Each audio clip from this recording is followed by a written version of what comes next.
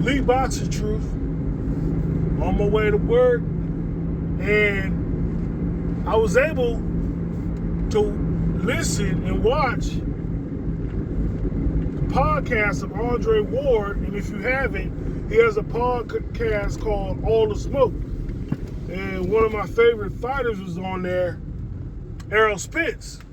And the good thing about being a boxer and relating to another boxer and having the respect of another boxer is that you can get information out of that boxer that a normal person that has no affiliation or is not on that level of boxing, you can get answers from them. And so the answer that a lot of Errol Spence fans were wondering, was Errol at his best when he fought Terrence Crawford? And let's just get this straight. Now that we've seen Terrence Crawford fight and everything, I believe people still feel that Terrence Crawford is just a better skilled fighter all around, and that he would have beat Errol Spence regardless. So let me put that out there so we don't get no haters. Now that that's said, probably still get haters. Errol Spence was not at his best. He had an injury. He says that. He had a rib injury. This was reported. This was leaked out. Some people were saying that, Errol Spence had an injury. And, Terrence Crawford already knew about the injury. But Errol Spence looked at it like, this is life-changing for my family. And all the stuff he's been through, and, all the things that, some of the things he caused on himself by his lifestyle. And like he said, he wasn't living a good lifestyle in the interview. He says, I wasn't living the cleanest lifestyle. I wasn't prepared like I should be and everything. I was abusing myself for what I was doing. So this gives Errol Spence fans some kind of insight to let them know that, he was not at his 100%. But with that being said, it was also said that he didn't have no sparring. So one of the biggest fights of your career, the biggest fight of your career up to that point, you didn't have no sparring, 5 weeks out into the fight, and you were medicated through pain medicine. Like when you looked at Errol Spence, everybody said it looked like he was drugged up. It looked like he was drugged up. But it's good to get an explanation behind all that, and that he was able to fight. This lets you know when a fight has a lot of magnitude of a super big fight, that the doctors can't really stop that much unless it's life-threatening. They might advise against it. Hey, you shouldn't be pretty much fighting with the condition that you're in. And any kind of heavy hitting on that could cause more damage. But when you're saying 10, $20 million, $30 million, I don't know how much they received in that fight, you're probably going to be like, yeah, I'm not going to see this money again, and this might be a situation where money might be gone if I don't take the fight now. So like he said in the interview, he was looking at his family, that this is life-changing for his family. So that's what he was looking at.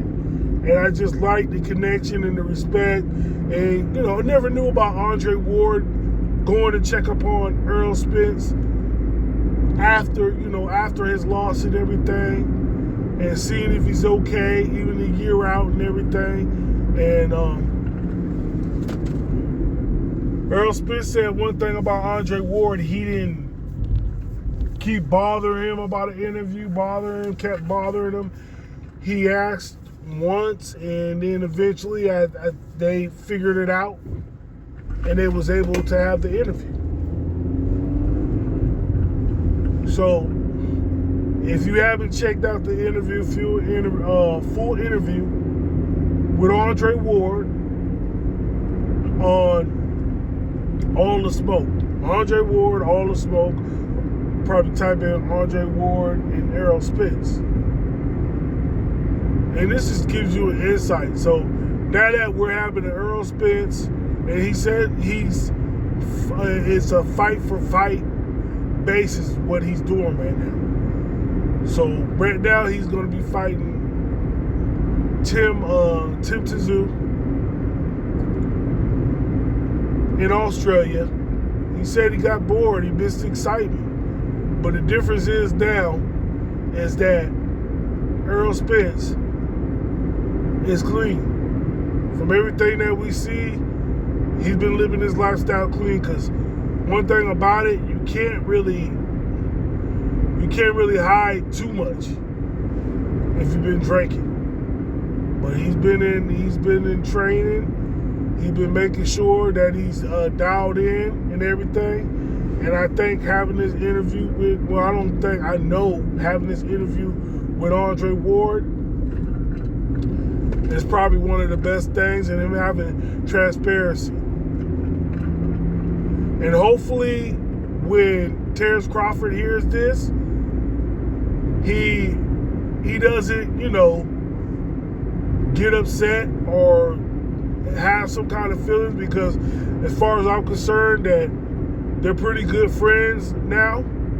They communicate, they talk. I don't know I've been hearing that he's been coming out, giving them pointers on training, and he's supposed to be going to Australia for the fight. So we know if Terrence Crawford goes to see Errol Spence fight in Australia, we know it's the real deal. And maybe Terrence Crawford already knew that, but he's looking at it like, look,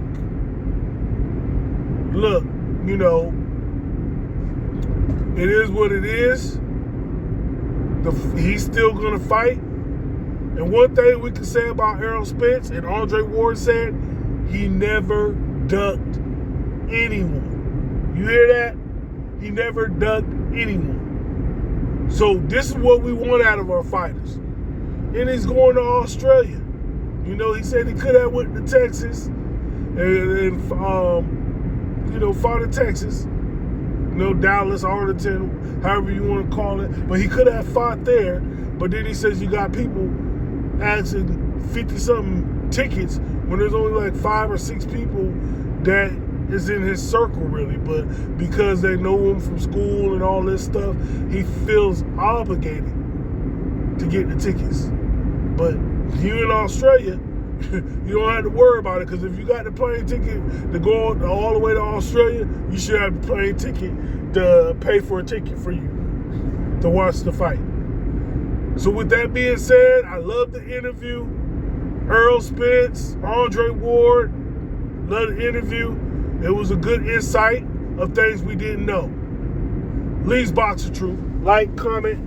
You know what to do. Subscribe.